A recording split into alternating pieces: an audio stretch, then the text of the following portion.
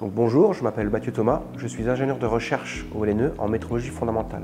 Je suis chef de deux projets au LNE, le projet balance du watt ou balance de Kibble et le projet milligramme électrique.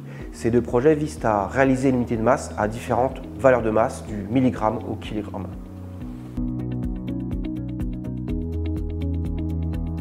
Alors, je suis chercheur en métrologie, ça veut dire que mes collègues et moi nous cherchons à réaliser des mesures qui nous permettent de garantir la meilleure confiance possible dans ces mesures. C'est vraiment l'objet de la métrologie, qui nous permet de quantifier l'incertitude associée à une mesure et qui nous oblige à décrire complètement le processus qui nous amène à cette mesure. Donc plus particulièrement, nous travaillons avec mes collègues sur la métrologie des masses, sur la façon de réaliser la nouvelle définition du kilogramme à différentes échelles, que ce soit le kilogramme ou le milligramme. L'objectif, c'est donc de comprendre complètement le processus de mesure, d'identifier les limitations du procédé, de caractériser les performances actuelles de nos balances et ensuite de proposer et d'implémenter des améliorations qui permettent d'améliorer la mesure, que ce soit en termes d'incertitude, donc d'avoir toujours une meilleure incertitude, ou qui nous permettent d'aller plus vite, de manière plus simple, plus aisée. Une autre chose qui doit être faite, c'est naturellement, si on veut avoir confiance dans les mesures, si on veut donc faire de la métrologie, il faut comparer les résultats qu'on obtient avec ceux de collègues d'autres laboratoires internationaux qui travaillent dans le même domaine, dans la métrologie des masses, dans la réalisation d'une unité de masse.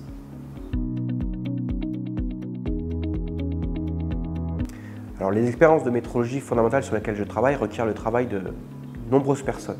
Des personnes à temps plein, des experts aux interventions plus ponctuelles ou des stagiaires qui viennent travailler quelques mois ou quelques années s'ils poursuivent en thèse dans notre laboratoire.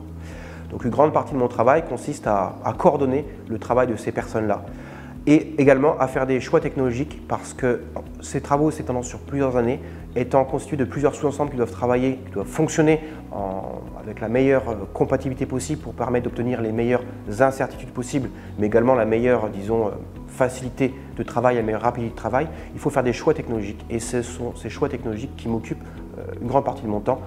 Quelle technologie va-t-on utiliser pour répondre à telle problématique? Alors, une fois que ce travail d'équipe nous a permis d'obtenir des résultats intéressants, que ce soit des résultats intéressants en termes de choix technologiques employés ou en termes d'incertitudes faibles obtenues, puisque ça reste toujours notre objectif en métrologie d'avoir les incertitudes les plus faibles possibles.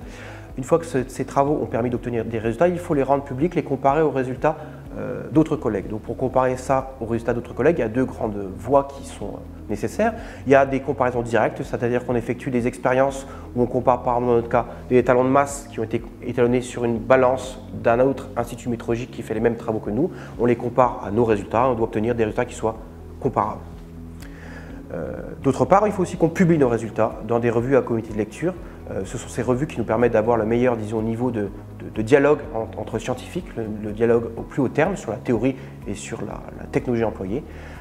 Également, je participe à des colloques, ce sont vraiment des réunions plus informelles qui permettent de discuter entre collègues travaillant sur des points tout à fait similaires, de discuter sur les solutions techniques, les problèmes qu'on a trouvés, les solutions qu'on emploie ou qu'on envisage ou les questions qu'on se pose.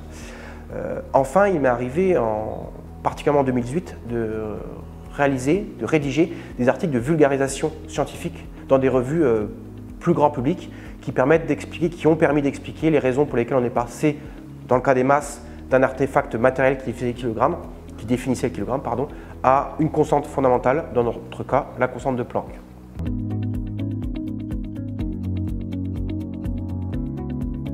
Comme tous les métiers de la recherche, il faut avoir une certaine imagination, que ce soit pour expliquer un phénomène ou régler une problématique dans l'expérience. Si on souhaite mesurer telle quantité ou déplacer tel objet selon telle condition, un grand nombre de solutions technologiques vont être possibles, qu'elles soient offertes commercialement ou que l'on doive la développer par nous-mêmes. Il faut être capable d'imaginer les pour et les contre de chaque solution et être capable de choisir celles qui nous semblent les plus pertinentes. Donc l'imagination pour combiner les différentes solutions possibles ou imaginables est quelque chose d'important. Il faut aussi faire preuve d'une certaine obstination parce qu'on fait de la métrologie et en métrologie on doit être capable d'avoir une expérience qui répète, qui donne au mieux possible systématiquement les mêmes résultats. Être capable de caractériser une expérience, c'est-à-dire de répéter plusieurs fois dans des conditions identiques ou légèrement différentes des mesures, c'est vraiment quelque chose de fondamental. Il faut être assez tenace pour répéter, pour recommencer des mesures, qu'elles aient donné toujours la même chose ou qu'on n'ait pas compris pourquoi les résultats avaient été différents. Enfin, c'est un travail d'équipe, comme la plupart de la recherche scientifique, c'est un travail d'équipe. Il faut être capable et avoir envie de travailler en équipe, de confronter nos idées, nos argumentations ou nos désaccords pour trouver encore une fois les meilleures solutions et réussir parfois à faire fonctionner notre imagination ensemble pour de nouveau trouver la meilleure solution, les meilleurs choix technologiques, plus simples, plus rapides, plus rigoureux.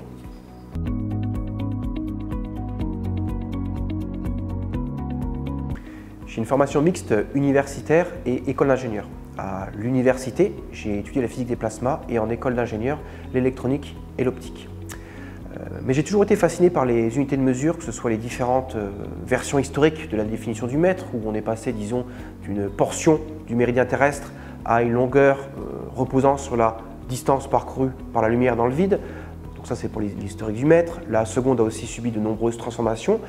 Et j'ai eu l'opportunité, après mes études, de faire une thèse au LNE sur la balance du Watt ou la balance de Kibble, dont le lien avec les unités de mesure, c'est qu'elle était l'expérience qui était envisagée pour permettre d'appliquer une nouvelle définition du kilogramme pour unité de masse, une définition qui reposait sur une valeur fixée de la constante de Planck.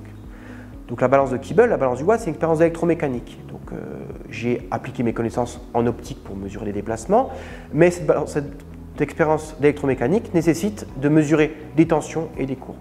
Et dans les laboratoires de métrologie au plus haut niveau, on mesure les tensions et les courants par rapport à deux effets quantiques, l'effet Josephson et l'effet Hall quantique, dans lequel intervient la constante de Planck. Et c'est ce phénomène qui permet de créer un lien entre le kilogramme et la constante de Planck. En tout cas, au cours de ma thèse, pour être capable de décrire complètement le processus de mesure qui mène des étalons quantiques électriques à la masse, au kilogramme, il faut comprendre comment ces phénomènes quantiques se déroulent, quelles sont leurs limitations, quelles sont leurs incertitudes. Et donc naturellement, au cours de ma thèse, il a fallu que je me familiarise, que j'apprenne à comprendre la métrologie électrique, quelles étaient ses limites, quelles étaient ses performances, et vraiment que je me forme en métrologie électrique pour, dans mon métier finalement de mécanicien des masses, être capable d'affecter une incertitude, de comprendre réellement ce que je faisais.